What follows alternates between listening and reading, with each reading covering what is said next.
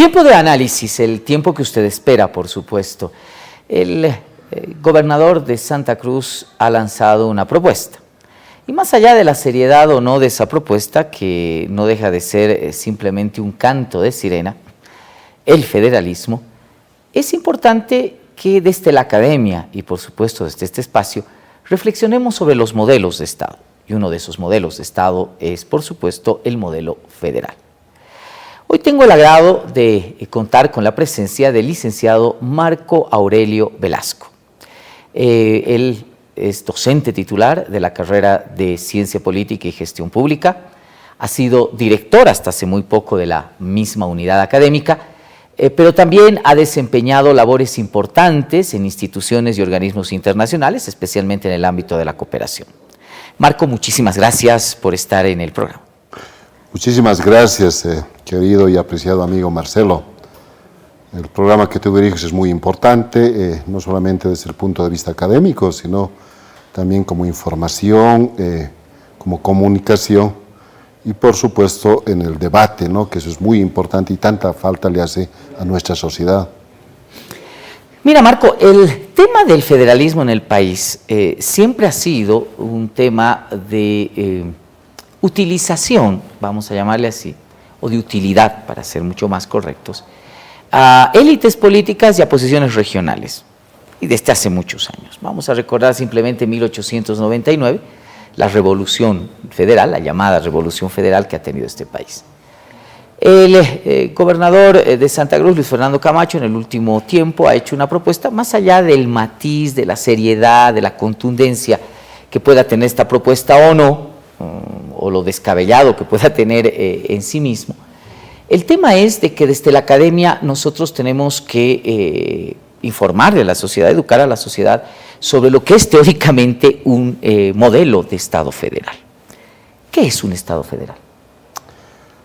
A ver, la pregunta es fundamental, ¿no? Y la precisión también. En realidad tenemos que hablar de formas de Estado, ¿no? Porque incluso a veces hay esta indistinción y confusión con tipos de gobierno. No, estamos hablando de formas de Estado, formas estatales. En la literatura clásica, en el derecho constitucional y en el derecho político, en realidad hay dos formas puras, si queremos, ¿no? El Estado unitario y el Estado federal. O para decirlo de otra manera, ¿no? Los estados simples y los estados compuestos, ¿no? Ambos son vértices luego de toda una serie de matices, ¿no? Cuando un estado unitario puede convertirse a través de procesos históricos, de características sociales, en un estado compuesto o federal, ¿no? O a la inversa. Ha habido casos que estados federales han transitado luego a estados simples, ¿no? O sea, todo ese camino, por supuesto, está llenado, como te decía, de estos matices, ¿no? Podríamos, desde esa perspectiva, lo que ahora denominamos Estado descentralizado y con autonomías, como reza nuestra Constitución, es más o menos el intermedio, ¿no? Muchos han considerado incluso que es un Estado híbrido, no es en sí mismo unitario y tampoco es federal. Pero bueno, vayamos a la pregunta grande, ¿no? ¿Cuál es la diferencia entre ambos? Yo diría que una precisión pedagógica tiene que ver esto con las competencias, básicamente, en primera instancia. O sea, un Estado unitario agrupa la mayor cantidad de competencias, o sea, de responsabilidades estatales en un solo nivel, que en este caso es el nivel central del Estado o el nivel nacional. Competencias privativas, ¿no? Desde temas administrativos hasta temas de administración de justicia, temas tributarios, etcétera. Policía, orden, ejército, ¿no? Relaciones internacionales, se concentra en un Estado unitario. Vas transitando y cuando encuentras al Estado federal, obviamente las competencias privativas, ¿no? Que corresponden al nivel central del Estado unitario, van generando otro tipo de responsabilidades. Entonces, por ejemplo, temas de justicia, temas de seguridad ciudadana, incluso temas migratorios, ya se van desplazando y se van ampliando, ¿no? Entonces, en uno se concentra, por eso es unitario, y en el otro se va desplazando, o sea, es más descentralizado. Cuando hablamos entonces de competencias privativas, en última instancia lo que estamos hablando básicamente es la descentralización del poder político. En sus dos vertientes, descentralización desde el punto de vista territorial, ¿no? O sea, los territorios empiezan a asumir, en el caso nuestro llámese departamentos, municipios, regiones, indígenas, campesinos, ¿verdad? Y por supuesto también la descentralización del poder desde el punto de vista funcional, ¿no? Instituciones, ¿no? Ahí viene el tema del nivel de instituciones desconcentradas e instituciones autárquicas, ¿no? En realidad todo es un complejo, un armado, pero es básicamente esta la lógica conceptual, ¿no? Ahora, incluso hay algo más allá de los estados federados, hay los estados llamados confederados, que es otro nivel todavía, donde ahí las competencias privativas se van ampliando muchísimo más. Incluso esto tiene que ver, por ejemplo, con organismos internacionales, por ejemplo, ahí podrían ir, ¿no? Entonces, es muy difícil luego precisar específicamente, más allá de la lógica conceptual, precisar las características propias en cada uno de los estados, porque esto va variando, ¿no? Por la explicación que nos das, Marco, el camino de pasar de un estado unitario a un estado federal es bastante complejo, es decir, no es un tránsito sencillo, no solamente por el ámbito del componente político, lo acabas de decir bien, estamos hablando en última instancia de poder político, ¿no? Sí, en última instancia, el tema central de reflexión es el poder político. ¿Cuáles son las otras condiciones fundamentales para que un Estado unitario pueda transitar a ser un Estado federal? A ver, hay condiciones, por así llamarlas, materiales, que tienen que ver con simetrías y asimetrías al interior de un Estado, de un país, ¿verdad? Regiones con menor desarrollo a regiones que son pujantes, sucede en varios estados, digamos, ¿no? O sea, cuando las asimetrías son demasiadas, es muy difícil, ¿no? Es muy difícil que estos procesos de federalización, de descentralización, ¿no? O sea, puedan funcionar, porque pues, los vértices son muy, muy amplios, ¿no? Definitivamente eso no podría funcionar, digamos, ¿no? O funcionar si en el caso de que las asimetrías no sean muchas, digamos, ¿no? Pero ese es un elemento. O sea, lo que estamos hablando es el tema económico, fundamentalmente, ¿no? O sea, si hablamos más técnicamente, en términos de aporte al Producto Interno Bruto, por ejemplo, de los países, hay pues regiones que aportan muy poco, hay regiones que aportan mucho. Entonces, ¿cómo logras hacer eso, no? Porque además esto, en la parte económica, responde también a procesos históricos, ¿no? A coyunturas históricas, ¿no? Y no hablo específicamente del caso boliviano, en varios países en su momento ha habido regiones que han generado un gran desarrollo y plantearon lo mismo, ¿no? Estado federal, queremos que nuestros recursos se queden, potenciaremos nuestra economía. Pero luego pasó el ciclo y estas mismas regiones que decían queremos ser una mayor federación, más competencias, y luego dijeron no nos conviene, entonces volveremos a hacer un Estado unitario. Primero. Segundo tema, obviamente, es el tema de construcción histórica. Porque cada uno de los estados, por supuesto, tiene diferentes cauces históricos, tiene sus propias particularidades, ¿no? Incluso entre países cercanos, más allá de que tengan ciertas analogías, los procesos históricos son muy diferentes. Porque además, detrás de eso hay pues los temas culturales, ¿no? Entonces no es lo mismo, o sea, no puedes aplicar recetas, porque estos procesos sí han ido cambiando.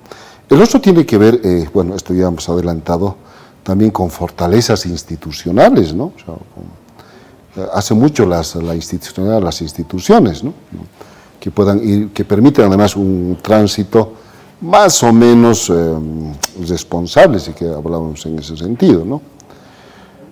Y finalmente algo que también hay que tener, y leyendo la historia, es también los temas étnicos.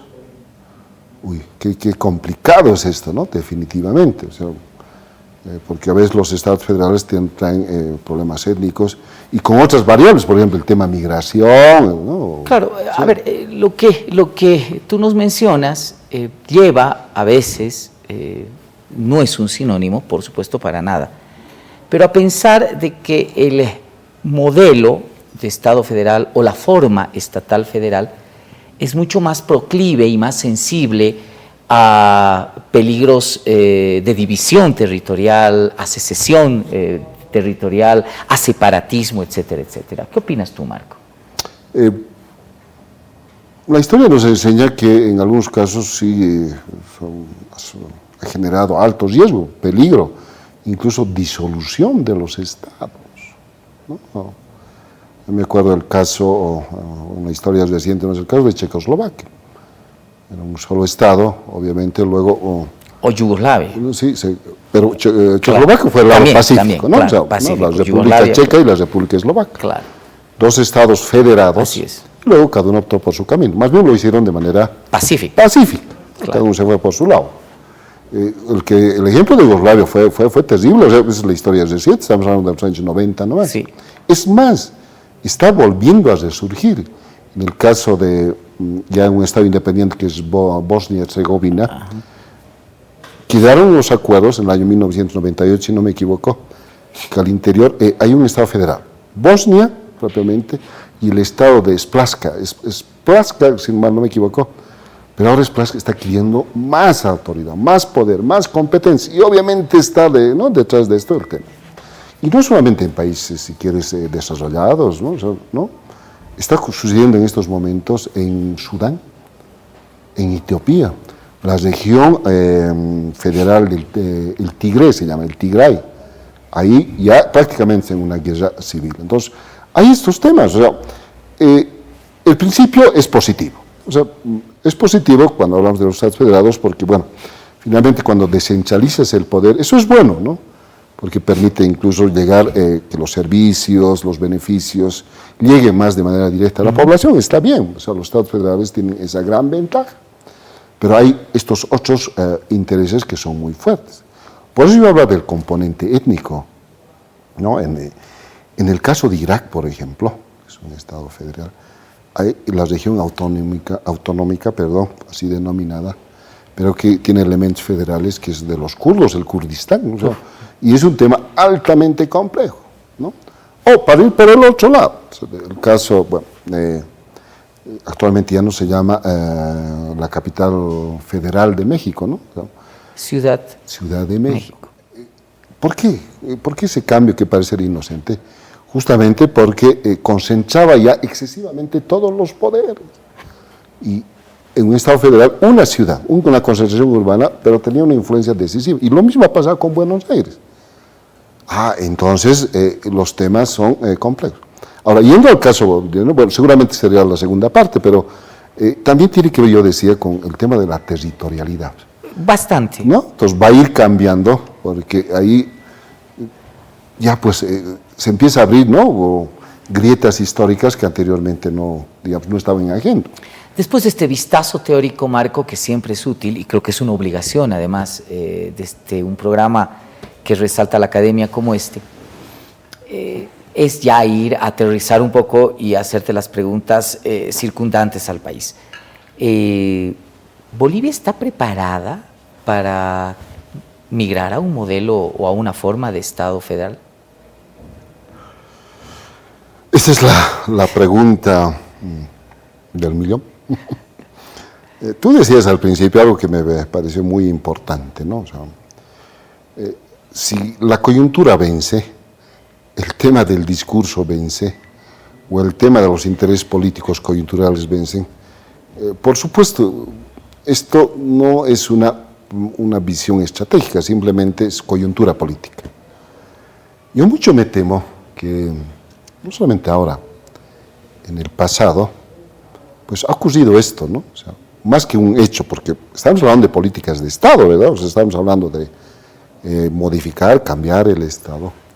Tiene que ser un hecho no solamente racional en el sentido de los efectos y las consecuencias, sino una visión de largo plazo. Yo no sé si Bolivia está preparada, ¿no? En el sentido de que Bolivia hablamos de los intereses, de la agregación de múltiples intereses de grupos, de la población en su conjunto, estamos preparados para eso. Estamos en este momento yo diría ni siquiera en transición, estamos experimentando esto que te decía al principio, ¿no? Este híbrido que se llama autonomía. O sea, no está concluido ni mucho menos. Solamente un dato, que eso es muy importante. De 10 de los 339 municipios, 10 dijeron, tenemos la voluntad de convertirnos en municipio indígena originario campesino. Hasta el momento hay 2,5 en realidad, ¿no? Uno ya está con 2,5. Pero mire, son casi 7 años, ¿no? Entonces, hay poco interés. Ni qué decir del tema de las cartas orgánicas municipales. Eso no está en la agenda, ¿no? Ninguna capital, ningún municipio de capital tiene carta orgánica. ¿No? Que es capital, digamos, ¿no? Para pensar en una lógica autonómica. Y tampoco los estatutos autonómicos a nivel departamental. Entonces, ¿de qué estamos hablando? Pues, lo diríamos en términos vulgares, ¿no? O sea, no has saboreado todavía el aperitivo y ya estás pensando en la cena. O sea, no funciona así pues la historia, ¿no? Entonces, hay una alerta muy grande, ¿no? Y ahí un criterio muy personal. Cuidado que levantemos... saquemos demonios históricos, no resueltos en nuestra historia. O sea, pongamos en vilo clivaje que han sido trascendentales en la formación de un Estado, el étnico y el territorial. Correcto, ¿no? Ese clivaje histórico. Claro, ¿no? claro. Eso no está enterrado, o sea, eso no es que esto haya concluido. Entonces, hay estos riesgos, ¿no? Si solamente, vuelvo a insistir, es un efecto discursivo, estará bien, pues, ¿no? Pero otra cosa es entrar en el mismo escenario. Lo de 1899, lo que es la Revolución Federal, si bien es un hecho que ha cambiado definitivamente el tema de la correlación de fuerzas, pero entendamos bien, jamás se llevó, ni siquiera se intentó que el modelo sea aplicado. O sea, fue un tema absolutamente de coyuntura y de poderes políticos. Exactamente, utilitario, oportunista para fines políticos inmediatos. Marco, yo pondría un elemento más. La tradición autonómica en el país está basada y está anclada en la autonomía municipal. Todavía no descubrimos en algunas regiones para qué rayos están las gobernaciones. De verdad, ¿no? La sensación general de la gente es la gobernación está mucho más cercana con su alcalde. ¿Te imaginas tú municipios como el de La Paz, el Alto, que tienen un poderoso vigor autonómico, encapsulados o subsumidos a una gobernación? Claro, correcto, muy complicado. Ahora, no te olvides que en la ley marco de autonomías, hay 3 condiciones para el tema autonómico, ¿no? Capacidad gubernativa, elección de sus autoridades, la capacidad legislativa, legisla, hace leyes, pues, ¿no ve? Y, por supuesto, la capacidad administrativa, la generación de recursos, son los 3 principios básicos, ¿no ve? ¿Cuántas competencias hay entre las exclusivas, las concurrentes y las compartidas? ¿No? O sea, las privativas las dejemos al nivel central. Cruzando, ¿no? O sea, en estos 3 niveles, ¿no? Estos 3 niveles de competencia, con los 3 tipos de autonomía, o sea, la municipal, la departamental, la indígena originaria y la regional, estamos hablando de casi que alrededor de 5.000 leyes en esos años, 5.000, con la multitud de competencias que hay, ¿no? Salud, educación, ¿no? O sea, imagínate, y además que tienen el mismo rango de ley. ¿No? Porque así eso dice, o sea, claro, por supuesto. No hemos resuelto ese tema hasta ahora. O sea, cuando hablamos de un Estado federal, esto tienes que cambiar, tienes que modificar. Entonces, en la pregunta ¿qué va a ser primero? ¿El departamento, el municipio? O sea, ¿cuál es el eje en que se va a mover el tema federal propiamente? Y ojo, hay otros temas, y por eso les decía, los demonios, cuidado, hay temas, porque el territorio va a ser abierto, pues, ¿no? No es que simplemente son los 9 departamentos. Hicimos un estudio nosotros, cuando trabajé en una institución, había regiones, ojo, regiones. Por ejemplo, región amazónica. Ellos querían ser una autonomía, y así lo plantearon. La región de Nor y Sur Chichas, en Potosí. Claro. No me acuerdo bien esta famosa ciudad intermedia de donde están los grandes músicos.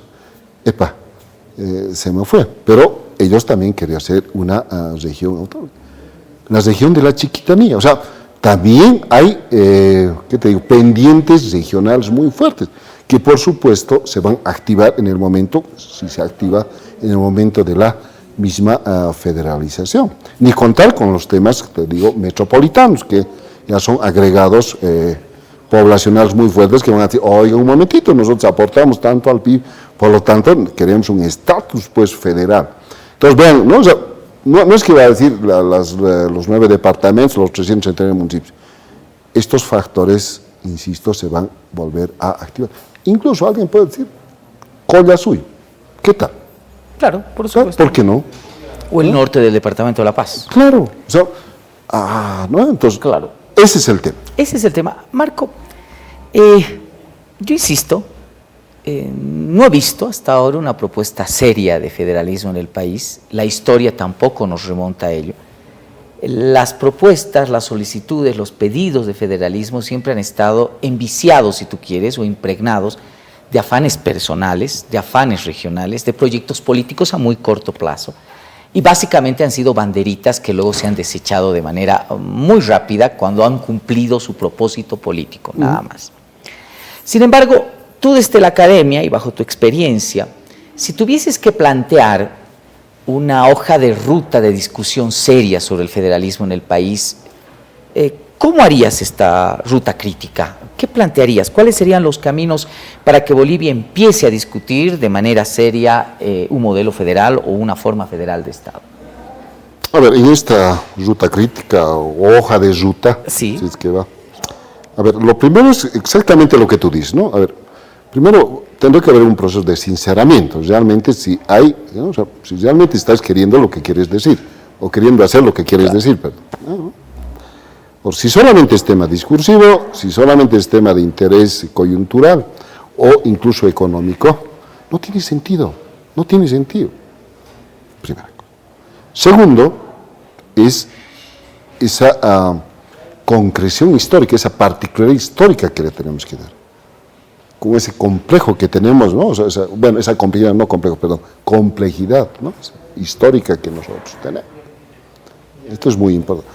Tercer paso es el tema de la viabilidad, ¿no? Porque los enamoramientos del federalismo, como sabemos, no se han dado, ¿no? Porque eso La Paz en su momento, ¿no? Porque obviamente había temas políticos, pero temas económicos, ¿no? A ver, con el perdón de todos, pero en su momento La Paz era pues, ¿no? federal hasta el último momento. Por supuesto, por supuesto. A ver, díganle ahora a algún paciente que quiere ser federal, muy difícil. No, una vez que pasó el torbellino. El torbellino de 1899, esa discusión fue archivada por los propios legisladores paceños. 4 veces La Paz, 4 veces, en 4 meses, y no solamente en la Revolución Federal, 4 veces. Dijo, a ver, un ratito, si no, nosotros nos podemos ir, así dijeron. Claro. Y en 1899, más bien Santa Cruz, más bien decía, por favor, considérennos, queremos ser bolivianos. ¿No? Unitarios, pero ahora son federales. O sea, los vaivenes de la economía también, ¿no? O sea, estos cambios de moda, si queremos económica, eso, pues, tiene que haber un proceso de sinceramiento en ese sentido. Y en el otro también, los temas sociales, pobreza, equidad, ¿no? Equidad, marginalidad, tema de migración. O sea, esa es parte de la otra ruta. La tercera tiene que ver con el tema territorial. Un dato, yo he participado en los años 90, había la COMLIT, la Comisión de Límites. No sé si esa la han actualizado, bueno, hay una ley de límites, pero el 93% de los límites departamentales y municipales están en conflicto, o estaban en conflicto. Creo que no ha variado gran cosa. No creo que haya variado mucho. Gran cosa, ¿no? Entonces, esa es la parte de la ruta crítica. El tercero les decía, ahora, ¿cómo compaginar, compilar con el Estado autonómico que tenemos en este momento? Eso con las 5.000 leyes. todo lo que se ha ido mal, qué bien, todo eso. Entonces, es una ruta crítica muy, muy complicada. En mi criterio, habrá que hacer un ejercicio académico en primera instancia, pero no de agenda política y pública. Porque definitivamente, y yo me animo a decir, si hacemos una encuesta, si tenemos bases empíricas, es probable que la población esté en otra cosa, definitivamente. Quiero inferir, Marco, para finalizar, que es el mundo académico el que debe comandar o iniciar al menos este debate serio. Sí, yo diría debatir, pero antes que eso, orientar. Orienta. Ese es su trabajo, ¿no? La academia ahí tiene una enorme responsabilidad, ¿no? Tiene que limpiar, digamos, ¿no?, las impurezas del discurso, del momento, del interés, y poner en el centro del debate los pros, contras, ¿no?, de un modelo. Y no ponerle fechas, no estar presionados, y ese creo que es un aporte de la academia, ¿no? Por la coyuntura política, nuevamente, por los afanes políticos, tal vez hasta incluso personales, regionales, se ha vuelto a poner en mesa el tema del federalismo. Vieja discusión en el país. Creo que la reflexión fundamental es de que este tema no puede ser abordado con un criterio de oportunismo político. Hay que limpiar esas impurezas a la cual nos hacía referencia el licenciado Marco Velasco, quien ha sido nuestro invitado hoy día. Marco, muchísimas gracias por estar en el programa. Querido Marcelo, nuevamente reiterarte mi agradecimiento a ti por invitarme y a todo el público. Este es un programa realmente de valía, vale la pena. Muchísimas gracias. Gracias, Marco. Amigos, nuestro tiempo se ha cumplido. Muchísimas gracias por su atención. Síganos en nuestras redes sociales. Siga también con la programación de Televisión Universitaria. Buenas noches.